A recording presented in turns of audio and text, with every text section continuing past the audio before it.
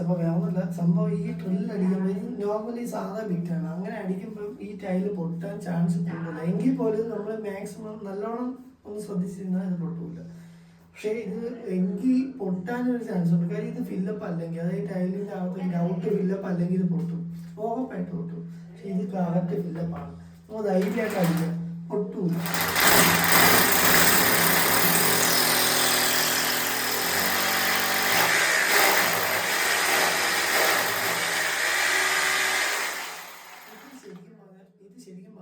വിശ്വാസമാണ്. കാര്യം എന്താണെന്ന് വെച്ചാൽ നമ്മൾ ഈ ടൈലിൽ നല്ലോണം ഗ്രൗണ്ട് ഫില്ലാണെങ്കിൽ ഇത് പൊട്ടൂല.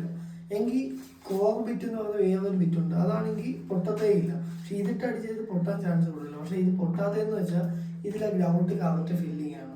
കാര്യം അത് ആ പണിക്കാരൻ്റെ ഒരു നല്ലൊരു പ്രവൃത്തി ആയതുകൊണ്ടാണ് ഇത് ഫില്ലപ്പ് ആവുന്നത്.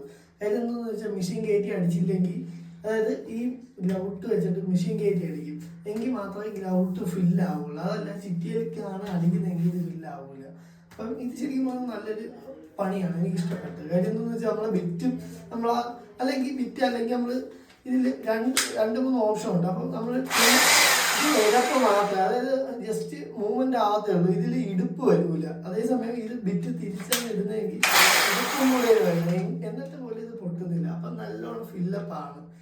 ഓക്കെ, അപ്പോൾ വീഡിയോ ഇഷ്ടപ്പെട്ടത് സപ്പോർട്ട് ചെയ്യാം.